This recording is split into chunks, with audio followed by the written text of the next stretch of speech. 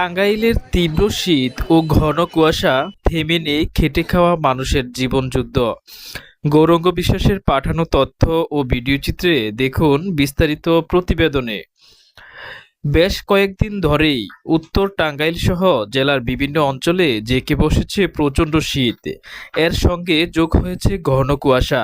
ভোর থেকে সকাল পর্যন্ত কুয়াশার কারণে চারপাশ এতটাই ঝাপসা হয়ে থাকছে যে অনেক সময় কয়েক হাত দূরের কিছুই দেখা যায় না। মহাসড়ক ও আঞ্চলিক সড়কে যানবাহন চলাচলের চালকদের হেডলাইট ও ফগ লাইট জ্বালিয়ে চলতে হচ্ছে। স্থানীয়দের মতে প্রতিদিনের তুলনায় আজ কুয়াশার ঘনত্ব ছিল অনেক বেশি। সকালেও সূর্যের দেখা মেলেনি, বাতাসে ছিল হিমেল শীতলতা। এই পরিস্থিতিতে স্বাভাবিক জীবনযাত্রা ব্যাহত হলেও থেমে নেই দিনমজুর খেটে খাওয়া মানুষের কর্মব্যস্ততা। প্রচণ্ড শীত উপেক্ষা করেই তারা জীবিকার তাগিদে কাজে বের হচ্ছেন।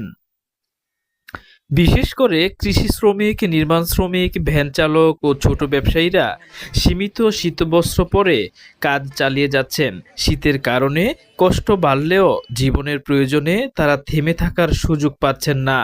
এদিকে তীব্র শীত ও ঘন কুয়াশার মধ্যেও সোনামুখ বাজারে দেখা গেছে স্বাভাবিক কর্মচাঞ্চল্য।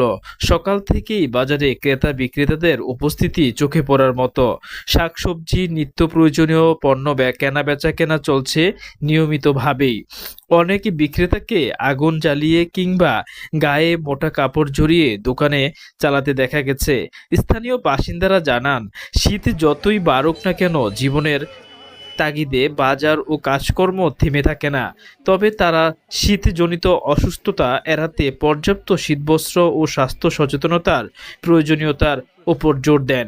আবহাওয়ার অফিস সূত্রে জানা গেছে, আগামী কয়েকদিন তাপমাত্রা আরও কমতে পারে এবং কুয়াশা অব্যাহত থাকতে পারে। এতে করে বিশেষ করে শিশু, বৃদ্ধ ও দরিদ্র মানুষের কষ্ট বাড়ার আশঙ্কা রয়েছে। টাঙ্গাইল সদর হাসপাতাল, কালিহাতী, টাঙ্গাইল, ঘাটাইল, গোপালপুর, নাগরপুর, মির্জাপুর, মধুপুর, ভুয়াপুর, সখীপুর উপজেলা স্বাস্থ্য কমপ্লেক্সে ঘুরে দেখা যায় শিশু ও বৃদ্ধ বয়স্ক রোগী ঠান্ডাজনিত রোগে ভরপুর।